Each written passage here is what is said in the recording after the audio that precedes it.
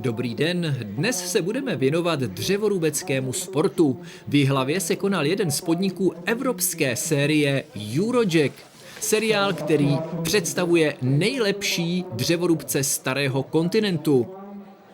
Než se pustíme do tvrdé mužské práce, dejme slovo organizátorce jihlavského klání.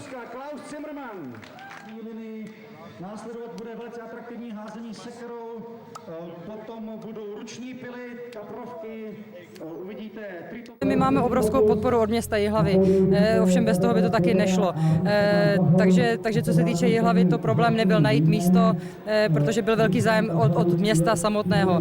Jinak samozřejmě to tak jednoduché není, je to od koupě dřeva na závody, po občerstvení všechny ostatní věci, dostat sem závodníky, aby tady byly i hotely, což Jihlava teda splňuje veškeré podmínky, ale samozřejmě je to mnoho práce a mnoho sponzorů a peněz, kterým taky moc děkujeme.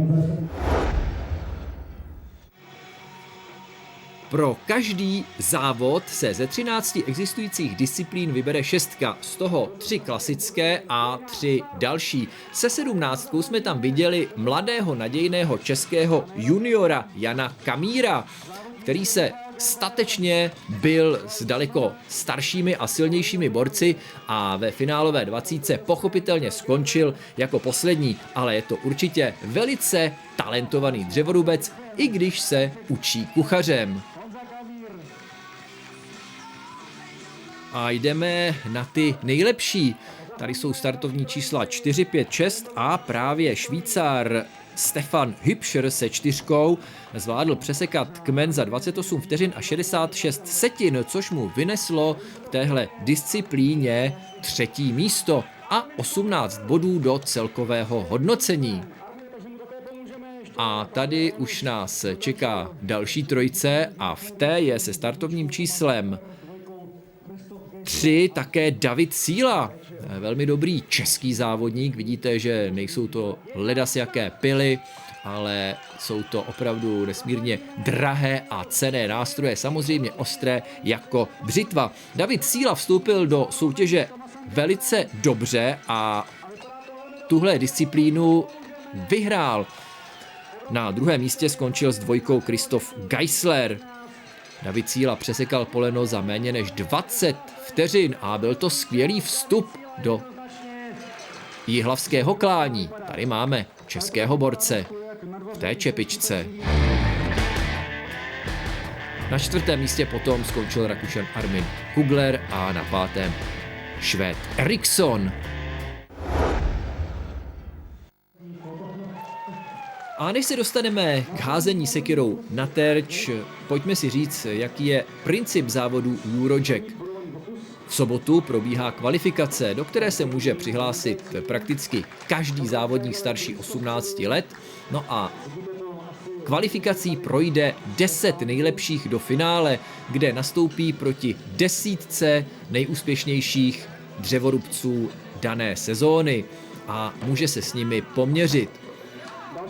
A ještě k disciplíně, hází se dvoubřitou sekerou, jejíž topůrko musí mít minimálně 62 cm a ostří nesmí přesáhnout 15,5 cm. Odhazuje se ze zhruba 6metrové vzdálenosti na terč, který je v průměru 91 cm široký.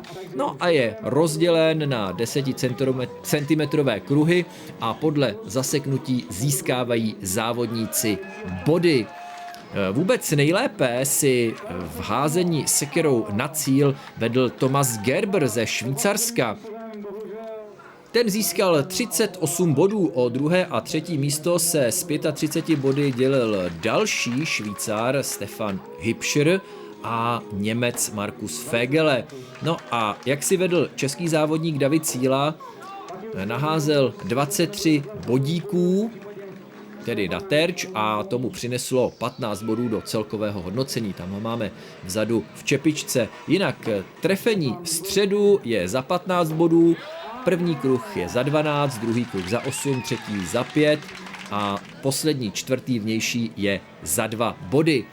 Každý závodník má 1 zkušební hod a potom 3 na ostro, takže maximálně může vybojovat 45 bodů. To by ovšem musel házet jako Winnetou tomahawkem.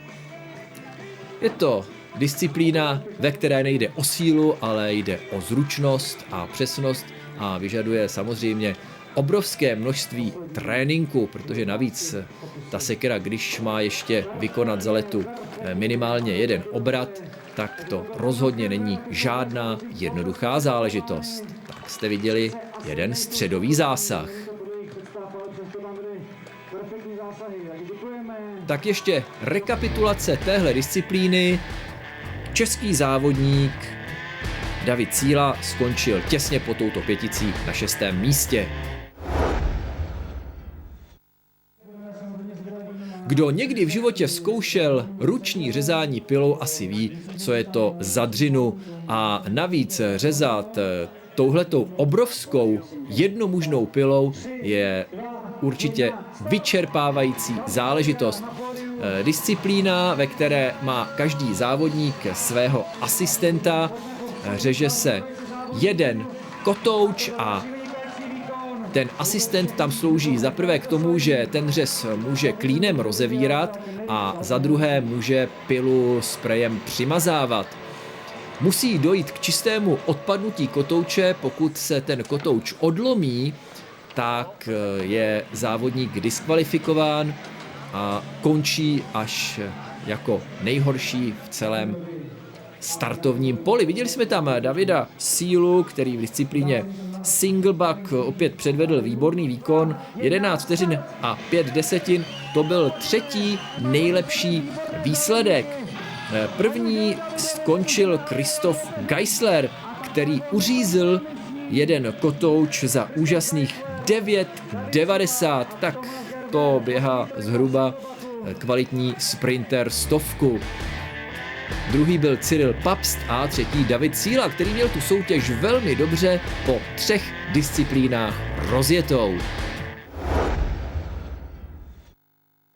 Další dovednostní disciplínou je tree topping, tedy lezení po kmeni a navíc spojené ještě s řezáním. Leze se buď do 10 nebo do 15 metrové výšky a nahoře ještě na závodníka čeká 20 cm vodorovně položený kmen, který musí ruční pilou odříznout.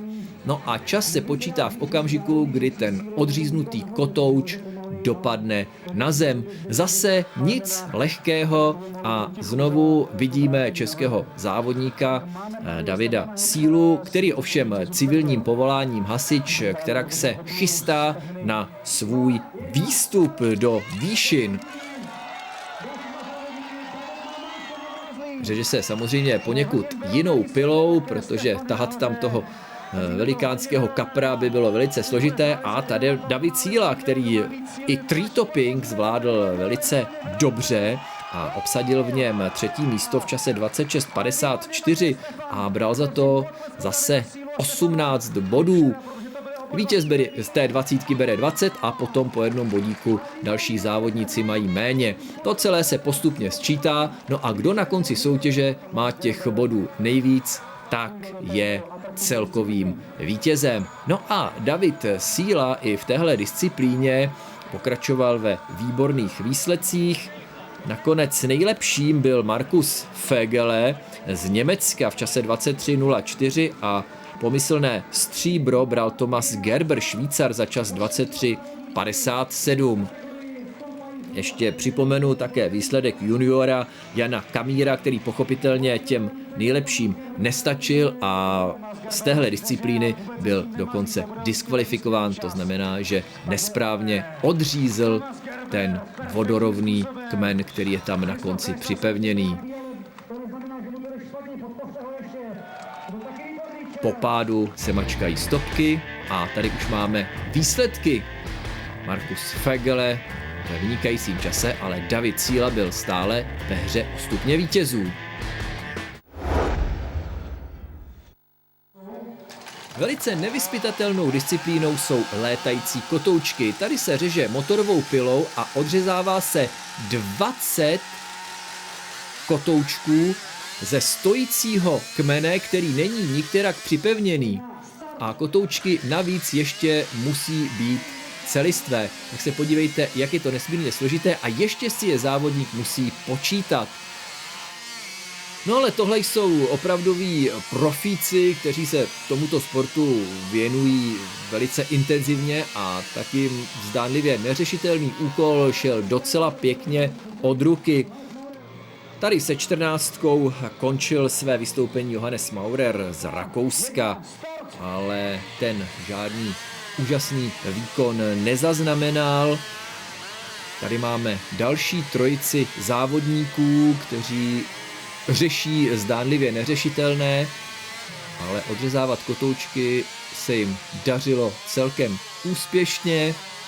V téhle disciplíně byl nakonec nejlepší Christoph Geissler ze Švýcarska, který 20 kotoučků odřezal za 31 vteřin a 97 setin. To byl vynikající výkon. Na druhém místě skončil Stefan Eble z Německa 34:12. No a třetí místo připadlo Simonu Himmelsbachovi, dalšímu německému závodníkovi, čas 36:44. A tady se díváte na velké problémy Davida Síly, kterému jeho kmínek upadl. Byl z toho nezrovna dobrý čas a David Síla si z téhle disciplíny odnesl pouhých 5 bodíků, takže jeho naděje na medailové umístění hodně pohasly. Skvělí byli Němci, ale královal Švýcar Geissler.